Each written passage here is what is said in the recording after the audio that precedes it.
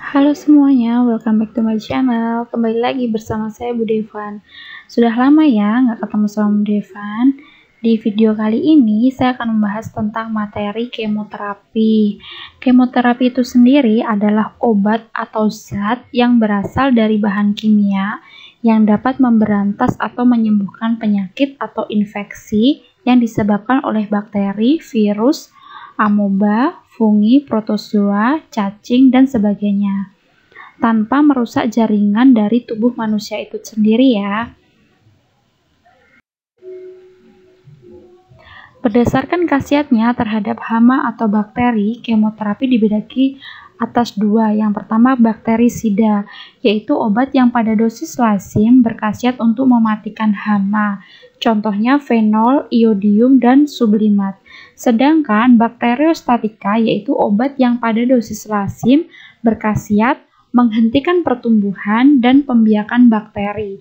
Sedang memusnahkan selanjutnya dilakukan oleh tubuh itu sendiri.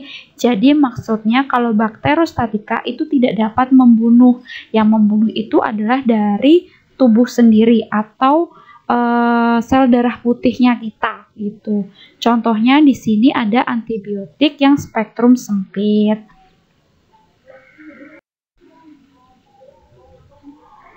Kelompok kemoterapi itu dibagi atas beberapa. Yang pertama antibiotik, kedua sulfonamid, yang ketiga itu ada antiparasit. Antiparasit sendiri itu nanti kita belajar tentang anti malaria, anti amoeba, anti cacing, anti jamur, seperti itu.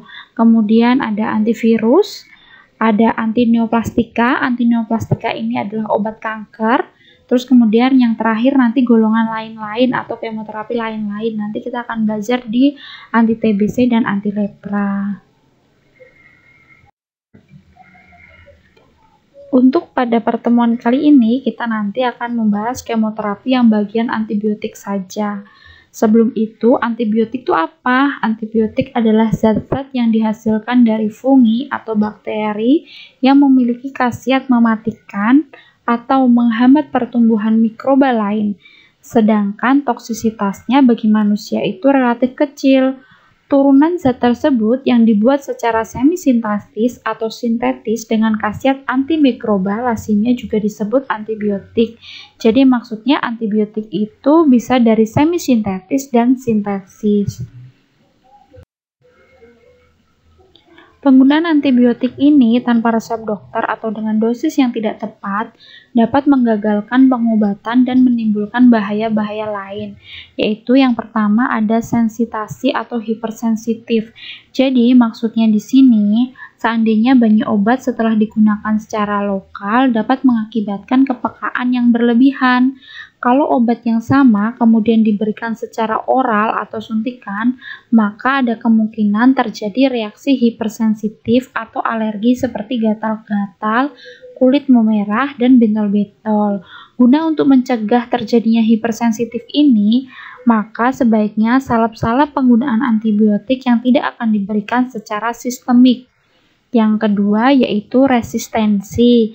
Resistensi di sini maksudnya jika obat digunakan dengan dosis yang terlalu rendah atau waktu terapinya kurang lama, maka hal itu dapat menyebabkan terjadinya resistensi ini. Artinya bakteri itu tidak peka lagi terhadap obat yang bersangkutan. Untuk mencegah resistensi ini dianjurkan penggunaan kemoterapi dengan dosis yang tepat atau dengan menggunakan kombinasi obat. Biasanya adik-adik bisa seandainya dapat obat nih dari dokter antibiotik, contohnya amoksisilin. Nah, adik-adik tuh dikasih 1 strip ya, dapatnya kan 10. Tapi adik-adik udah merasa sembuh, terus antibiotiknya nggak dihabiskan. Seandainya masih 3, tapi udahlah aku udah sembuh kayak gitu. Nah, itu nanti akan menyebabkan tubuh adik-adik itu resisten terhadap terhadap antibiotik amoksisilin itu. Makanya kenapa kalau ada pasien dikasih antibiotik harus ditulis dihabiskan agar menghindari resistensi. Dan yang ketiga yaitu superinfeksi. Maksudnya infeksi kedua yang timbul selama pengobatan di mana sifat dan penyebab infeksi berbeda dengan penyebab infeksi yang pertama.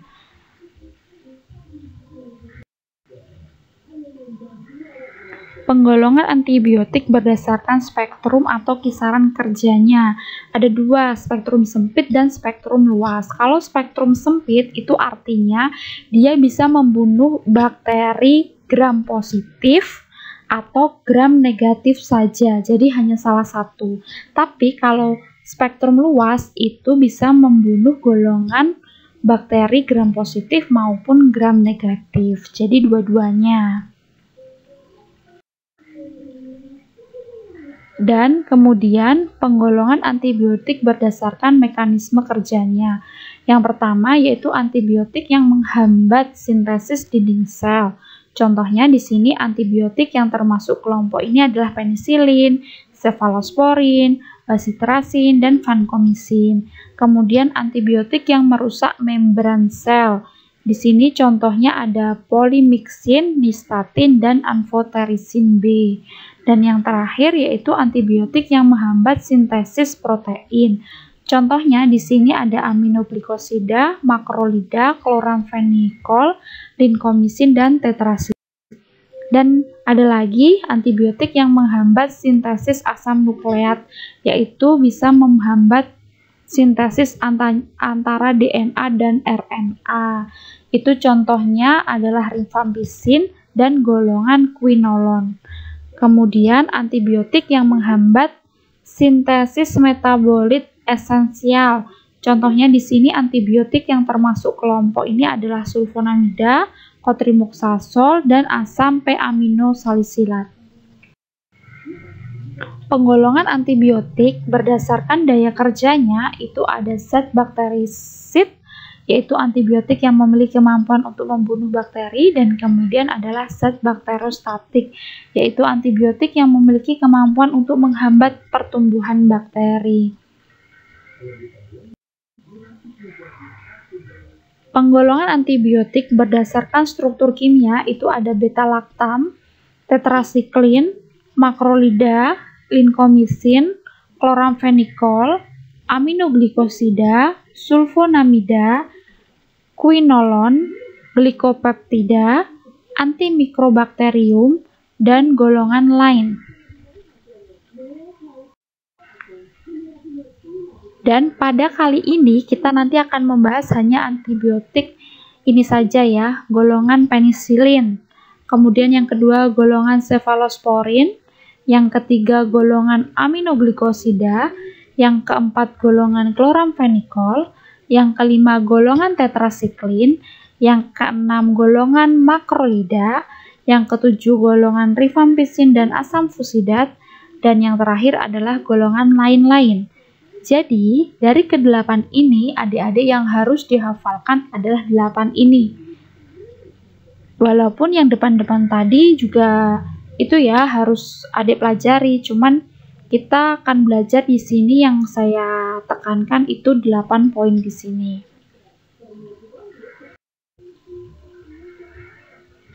Ini adalah spesialit obat golongan penisilin. Di sini ada nama generik dan nama dagangnya. Nah, penisilin ini dia adalah antibiotik pertama yang ditemukan. Penisilin ini termasuk antibiotik dalam golongan beta-laktam karena mempunyai rumus bangunan dengan struktur seperti cincin beta-laktam yang merupakan syarat mutlak untuk menunjukkan khasiatnya. Kemudian, penisilin ini ada spektrum sempit dan spektrum luas. Yang spektrum sempit itu contohnya di sini adalah bensil penisilin, itu ada penisilin G, kemudian phenoxymetilpenisilin. Dan untuk penisilin yang golongan spektrum luas itu ada contohnya amoxicillin dan ampicillin. Kemudian yang kedua di sini ada spesialit obat golongan dari cefalosporin. Di sini ada nama generik sama nama dagangnya. Golongan cefalosporin ini seperti halnya dengan penisilin, daya antimikrobanya terletak pada cincin beta-laktam. Biasanya pada pemberian cefalosporin yang diberikan secara intravena sering terjadi nyeri di tempat suntikannya. Dan yang ketiga di sini adalah spesialit obat golongan aminoglikosida. Aminoglikosida ini didapatkan dari turunan dari streptomisin. Dia efektif untuk mikroba gram negatif, termasuk terhadap dari Bacil tuberculosis. Dan di sini adalah spesialit obat golongan chloramphenicol. Chloramphenicol ini adalah golongan antibiotik dengan kerja spektrum luas. Dia adalah antibiotik yang memiliki daya antimikroba yang sangat kuat, makanya biasanya dapat menimbulkan anemia. Kemudian chloramphenicol ini, dia kalau diberikan untuk bayi yang prematur, dia akan menjadi bayinya itu Grace syndrome, gitu ya. Kemudian chloramphenicol ini adalah obat pilihan untuk penyakit tipes atau infeksi parah dari meningitis dan pneumonia.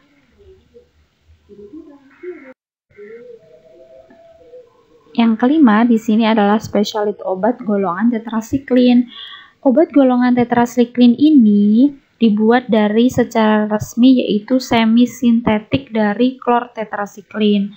Tetrasiklin ini merupakan antibiotik dengan spektrum luas, bersifat bakteriostatika, dan mekanisme kerjanya dengan menghambat jalannya sintesa protein dari bakteri. Biasanya di sini ada contoh doksisiklin ya. Doksisiklin itu pernah ketemu itu saya digunakan untuk ramuan racikan krim kecantikan kayak gitu untuk memperhalus muka. Jadi biar mukanya tuh mulus kayak gitu untuk orang-orang yang berjerawat kayak gitu. Nah, biasanya tetrasiklin ini jarang digunakan sekarang karena semakin banyak masalah dari resistensi dari tetrasiklin itu sendiri. Yang keenam di sini adalah spesialit obat golongan makrolida. Kelompok antibiotik ini terdiri dari eritromisin dan spiramisin. Antibiotik eritromisin ini dia memiliki spektrum antibakteri yang hampir sama dengan penisilin. Makanya biasanya eritromisin ini digunakan untuk orang-orang yang sudah resisten terhadap penisilin itu sendiri. Kemudian bisa juga penisilin tadi seandainya sudah resisten, maka biasanya digabung dengan asam clavulanat. Kemudian yang spiramisin ini spektrumnya kegiatannya sama dengan eritromisin, hanya lebih lemah, jadi lebih kuat eritromisin.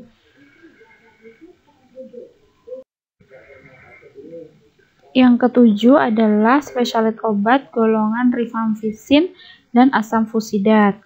Rifampicin ini sangat sering digunakan untuk penyakit TBC dan lepra.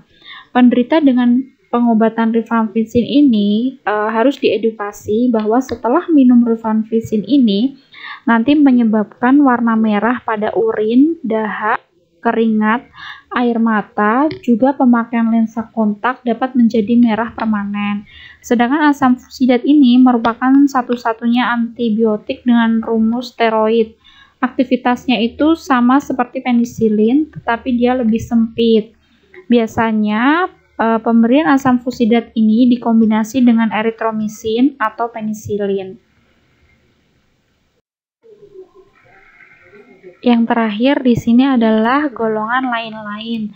Golongan lain-lain di sini ada ciprofloxacin, ofloxacin, lincomycin, dan nalixic acid. Biasanya sering kita jumpai yaitu ciprofloxacin ya.